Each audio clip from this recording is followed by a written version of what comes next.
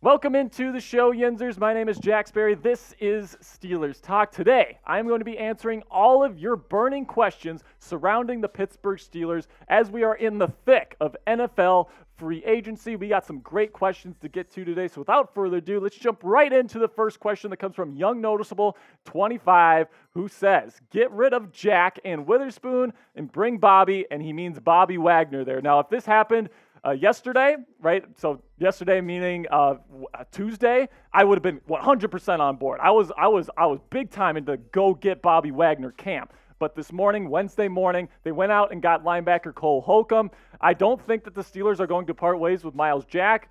He didn't have a great 2022 season, and you can definitely argue that he's not worth the money that he is going to be making in 2023. But I think the Steelers are going to honor their commitment to him. He's going to be back next year alongside Cole Holcomb. And then Ekeler Witherspoon, somebody that actually played at an extremely high level to close out the 2021 season, came back in 2022, had a major hamstring injury and just wasn't the same after that. Played terribly when he was in the lineup, and man, it's just tough. Now he's a really athletic freak when he's healthy. He's probably one of the most inconsistent cornerbacks in the league.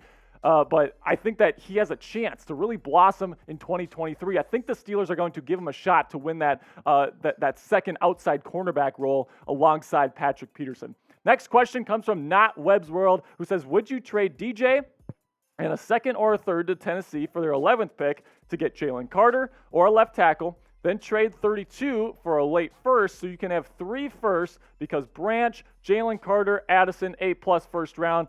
And yes, this would be an A+ first round. I mean, you get Kenny Pickett, his #1 college weapon. You get arguably the best pass rusher from the interior in this draft class in Jalen Carter. And then you get Brian Branch, the most versatile defensive or secondary weapon in this year's draft class. So that would be an A+++ draft. The problem is this isn't going to happen, man. It's just not. The Steelers are going to probably stay put at 17. And then if there's one offensive tackle that they like that's left in around like the 14-15 range, they might move up a couple of spots. That's about it. And then if all those tackles are taken, and then all the cornerbacks they like are taken, and all the wide receivers they like are taken at 17, they're going to move down. So that's kind of the way that I think that they're looking at it. They're targeting offensive tackle, in my opinion. I mean, it'd be really nice to have Brian Branch or Jalen Carter as well, but I really think that they're going to be targeting one of those top 3 offensive tackles in this year's draft class. So if you haven't already, go ahead and subscribe to the channel. Right now, we are the fastest growing Pittsburgh Steelers channel on YouTube, and there's a reason for that, guys. We keep things funnier. We got we have live shows here for the Steelers every single week, and we're doing a special promotion right now where if we get to 1,000 subscribers by Sunday night, we are going to have a jersey raffle. So if you're watching this here, first time watching the show, haven't clicked that subscribe button yet, go ahead, do that for me right now. And then if you're watching this and it's not Wednesday, then that means that you're not watching it during the live show, which means you can't send in a super chat. If you still want to send in money to the channel and get your question on next week's show, you can send us a super thanks. Now, super thanks is a special feature here on YouTube that allows you to donate outside of live videos. You can click the thanks icon. It looks like that heart with the money sign in the middle. We really appreciate any kind of support that you can give to the channel. If you have a question that you want to get on next week's Steelers live show, go ahead, do that in the comments right now. Next question comes from Caleb Ebel, who asks, how much faith do you have in Calvin Austin on a scale of 1 to 10? I'm going to put my confidence in him at about a 7. Now, that might be a little bit low to the people that really, really like Calvin Austin, but the fact of the matter is there's not a whole lot of receivers at his size that end up making it in the National Football League, man. Like, he is 5'9", about 160 pounds. He's coming off of a foot injury, a major one that took him out for the entire season.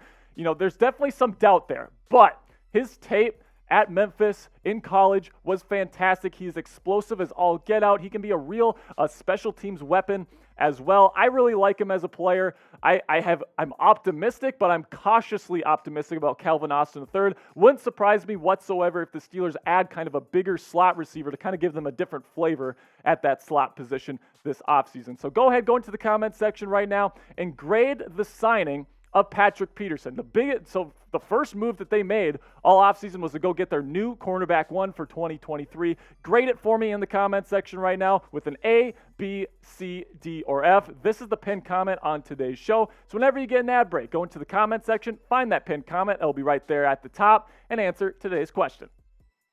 And my grade for this, guys, is going to be an A. I think Patrick Peterson is a fantastic fit for the Pittsburgh Steelers. He's a ball hawk with great ball skills and hands. He's got great body control. This guy's an interception machine when he gets the opportunity. And this Pittsburgh Steelers defense, as we know, led the league in interceptions last year. They're going to give him opportunities to get interceptions. I would expect him to have at least 5 interceptions, the same amount that he had this year, next year. Because, I mean, he had 5 interceptions on one of the worst defenses in the National Football League last year. Just imagine what he's going to do on the Steelers defense with Minkah Fitzpatrick, Cameron Hayward, TJ Watt, all these guys wreaking havoc. It's really going to affect the way that Patrick Peterson is able to affect the football and turn the ball over. I think Patrick Peterson is a fantastic fit for this Pittsburgh Steelers defense, and it really shows that this Steelers front office values high-end ball skills, which Patrick Peterson definitely does at 33 years old.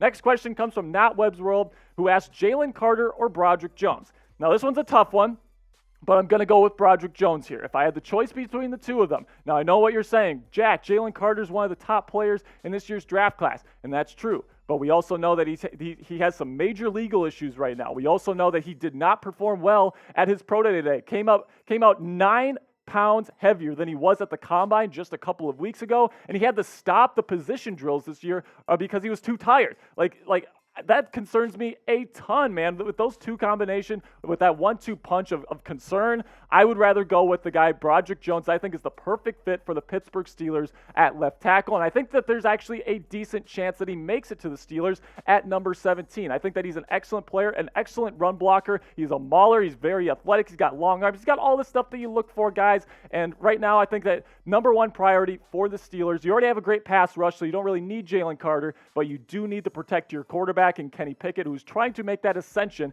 to be a franchise quarterback in this league. So in my opinion, just on a positional basis, I think Broderick Jones has much more to offer. So coming up here, I'm going to answer more of your questions, but first let's have a word from our sponsor at Athletic Greens. I drink AG1 by Athletic Greens literally every day, and I love it. Get comprehensive and convenient daily nutrition at athleticgreens.com/chatsports. I gave AG1 a try because I wanted more sustained energy throughout my day and wanted a supplement that actually tastes great. I take AG1 in the morning, and it makes me feel ready to take on my day. AG1 combines all of your key health products in one convenient and tasty beverage. And in my line of work, guys, sometimes you have to put in those long hours, especially this week. So AG1 helps me feel energized and sharp so I can be at my best no matter how busy my schedule gets. Covering my nutritional basis for the day literally couldn't be easier, which is why I trust Athletic Greens. I just mix 1 small scoop of AG1 with 12 ounces of water and drink it first thing each morning. Done. Simple. Easy. I also like that it costs less than $3 a day, which is definitely less than the Starbucks you're drinking every single morning. It's a really effective daily habit with the highest quality sourced ingredients, which is a win-win for you and your health. If a comprehensive solution is what you need from your supplemental routine, then Athletic Greens is giving you a free 1-year supply of vitamin D and 5 free travel packs with your first purchase. Go to athleticgreens.com/chatsports. That's athleticgreens.com/chatsports. Check it out. The link is in the description and comments of today's video. All right, so now let's get to that next question here. It comes from Snowman, who asks, who do the Steelers sign next? And it's a $5 super chat, so Snowman is going to get his name on the Steelers Talk Live sign. Producer Jack says he's going to remember, so let me answer this question here. Who do the Steelers sign next? If I would have to choose one player that the Steelers could sign next, it would probably be a nose tackle, A'Shawn Robinson or Linval Joseph. Both of them are solid pros that have been in the league for a long time. A'Shawn Robinson's going to cost you about $3 million per season. Linval Joseph about 1.5. I think if you can solidify the defensive line here for the Steelers, I think that would be really good. Some other good options. Jarvis Landry as a slot receiver to go along with Calvin Austin III. Bryce Callahan is a nickel cornerback there instead of Arthur Maulet. Bud Dupree is another player that is still available for the Steelers to grab as a rotational pass rusher to kind of give TJ Watt and Alex Highsmith some relief. And then also the big question is going to be, are the Steelers going to go and get another safety after already signing Diontae KZ? You got a couple good options there with Terrell Edmonds, Adrian Amos, and Rodney McLeod. One of those guys can really come in my opinion, be a solid starter, and you can come in, play with Minkah Fitzpatrick and Diontae KZ and form a fantastic 3 safety package that we saw last season with Edmonds in the mix. It was fantastic for the Steelers. It really allowed them to vary their looks, and it really culminated in some success. I would love to see that implemented again next season. Next question comes from Not Webb's World with a $2 super chat who says, what's your thoughts on Rajon Wright from OSU? I think that he's a really good player. I think that he's somebody that's kind of more of a late round kind of guy at the cornerback position, but he's somebody that I think could be a bit of a sleeper. I'm seeing him a lot in Steelers mock drafts. I think he's got a good press man profile, but maybe not the fastest guy in the world. I think he's a very good player at the end of the day. Bit risky, but I think that if you grab him maybe 6th, 7th round and, you want to get another cornerback to add to your cornerback room. I think the Steelers are going to be taking a cornerback on day 2. So will they take another one later in the draft? Maybe not, but I guess we will see because he is a pretty darn good player and probably a sleeper, one of my top sleepers in this year's draft class. Then we got a question from Matt Hyde who asked, #Steelers, with the Peterson signing, do you think with the first 2 picks they will go corner and safety? I could see Porter Jr. and Branch. So Matt, no. I think they're going to go off. I think they're going to want to go offensive tackle with their first pick.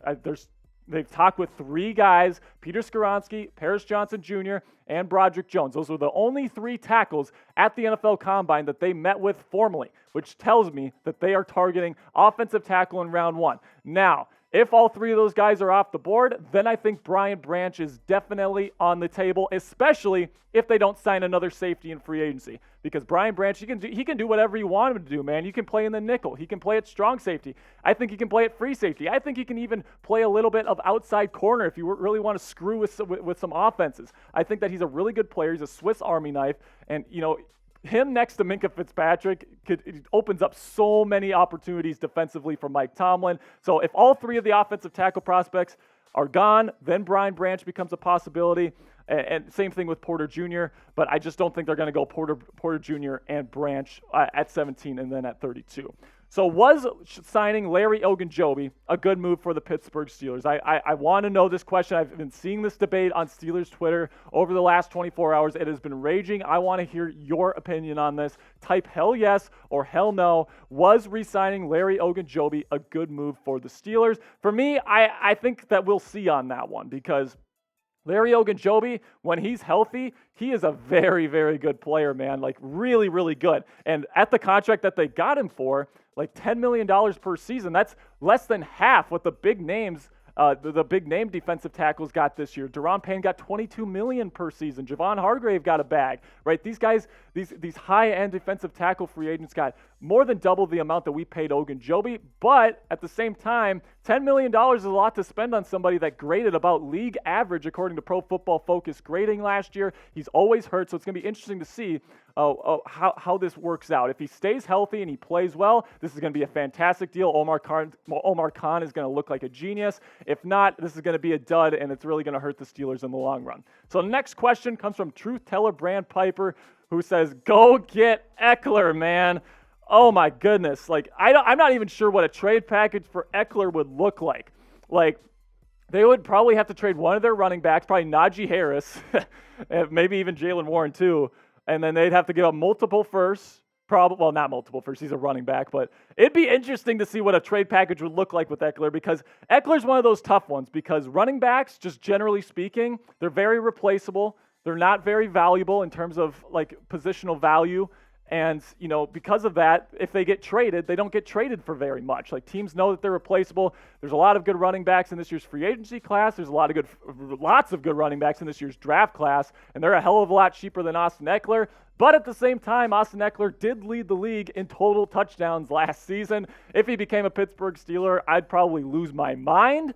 But I probably think it's unlikely, truth be told, Truth Teller Brand Piper. Next question comes from FX, who asked, would you bring Ezekiel Elliott in to train Jalen or Najee as a mentor? Now, I think, to me, no, I'm not. I think that Najee Harris perfectly suffices as a power back. I think at this point in his career, Ezekiel Elliott, all he is a good power back. He can get you first downs on 3rd and short, and he can get you touchdowns in goal line situations. But Najee Harris can do that stuff for you too. He showed it in the second half of last season.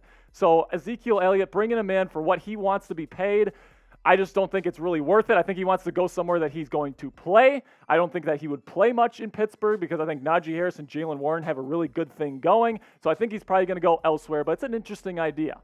Next question comes from W. Repulse, who says, should the Steelers use Myles Jack in a trade with our 17th pick to get a starting left tackle in the draft and go get Bobby Wagner to replace Myles Jack and have Bobby Wagner and Cole together? Now, I would love this, man. I think that I would love this move.